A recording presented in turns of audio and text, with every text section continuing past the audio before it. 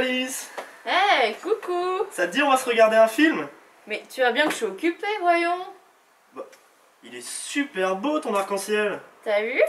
J'en ai vu un dans la forêt ce week-end, il était magnifique! Je me demande comment ça se fait les arcs-en-ciel. Ah, c'est une bonne question ça! Allons voir au laboratoire! Eh oui, comment ça se forme un arc-en-ciel au juste? Eh bien, c'est tout simple. Pour faire pousser un arc-en-ciel, il faut tout simplement de l'eau, apportée par la pluie, et du soleil. Enfin, plus précisément la lumière du soleil. Et oui, parce que la lumière du soleil, c'est en fait de la lumière blanche qui contient toutes les couleurs de l'arc-en-ciel. Du rouge, du orange, du jaune, du vert, du bleu, de l'indigo et du violet. Il y en a 7. Et lorsque la lumière arrive, elle traverse les gouttes d'eau. Les différentes couleurs qui composent la lumière se séparent alors en une multitude de couleurs. C'est un arc-en-ciel. En plus de ça, lorsque la lumière rencontre une goutte d'eau, sa trajectoire est déviée.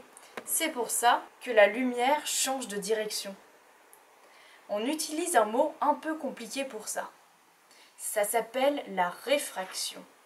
Donc si on résume, la lumière arrive, elle est déviée lorsqu'elle rencontre une goutte d'eau, et en plus, elle se sépare en une multitude de couleurs, et vous voyez alors un arc-en-ciel.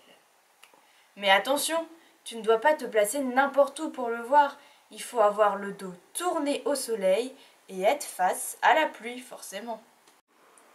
Tu peux toi-même créer ton arc-en-ciel. Pour cela, c'est très facile. Il te suffit d'un prisme et d'une feuille blanche pour mettre en évidence ton arc-en-ciel. Il faut bien sûr aussi une source lumineuse, soit le soleil, comme nous l'avons ici, soit un rayon laser blanc. Mais attention à ne pas se brûler les yeux. Une fois que tu as tout ton matériel, tu poses ta feuille sur la table avec le prisme. Tu tournes le prisme de façon à ce que la lumière heurte l'arête. Et une fois que c'est fait, tu obtiens ton arc-en-ciel.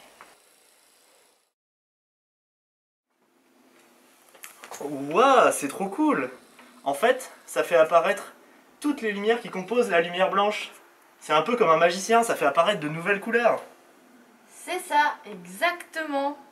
Et tu veux voir un autre truc cool? Non seulement on peut décomposer la lumière, mais on peut aussi séparer les couleurs pour en faire apparaître d'autres.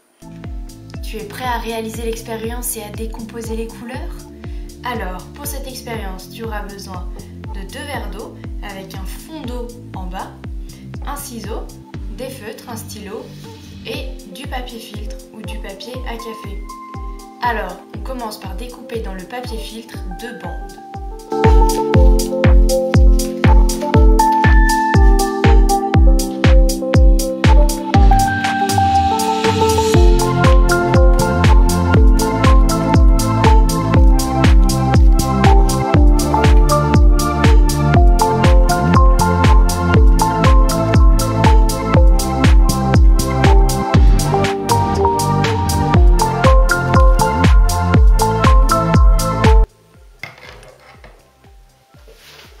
Une fois que tu as tes 2 bandes, tu traces avec un stylo un trait à l'extrémité de chaque bande. Attention, pas trop près du bord.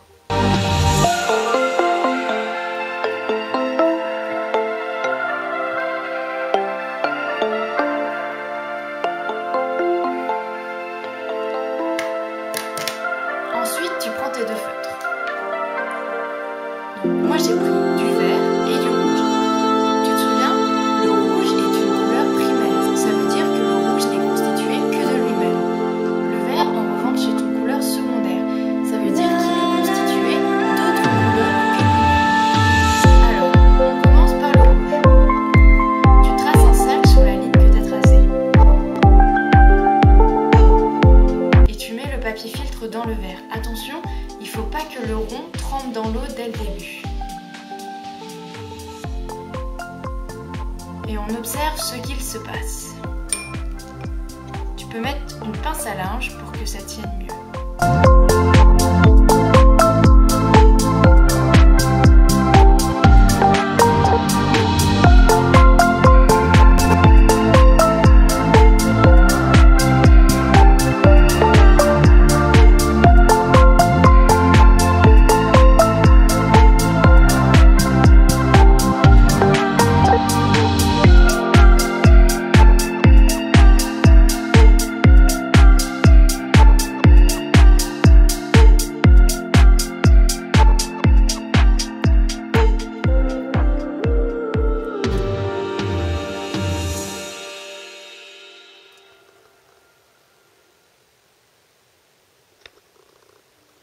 Alors t'as réussi? Comme tu peux le voir, sur les échantillons finaux, on observe que le rouge est monté avec l'eau et s'est ensuite stabilisé en restant tout rouge. Par contre, le vert est monté aussi et s'est séparé en deux couleurs, le jaune et le bleu. Waouh! Trop bien! Mais comment ça marche tout ça? Dans cette expérience, on a réalisé une chromatographie. Les couleurs sont entraînées vers le haut et se séparent si ce sont des couleurs secondaires. Explication. Dans l'encre, tu as plein de grains de couleurs. Mais ces grains n'ont ni la même forme ni le même poids d'une couleur à l'autre. Lorsque l'eau remonte, elle emporte ces grains avec elle. Sauf que certains sont plus lourds à tirer, alors ils montent moins haut. D'autres sont plus légers et montent plus facilement. C'est le cas avec la couleur verte. Comme elle est constituée de jaune et de bleu, le vert se décompose en ces deux couleurs. Et comme le jaune est constitué de grains de couleur plus lourds que les bleus, il monte moins haut. Et tu savais que la méthode de chromatographie peut être utilisée pour résoudre des enquêtes?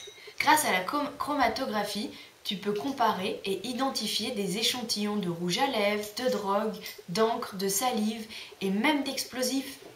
On l'utilise aussi pour tester la solubilité d'une substance dans l'autre, c'est-à-dire savoir si une substance aime l'eau et va bien se mélanger.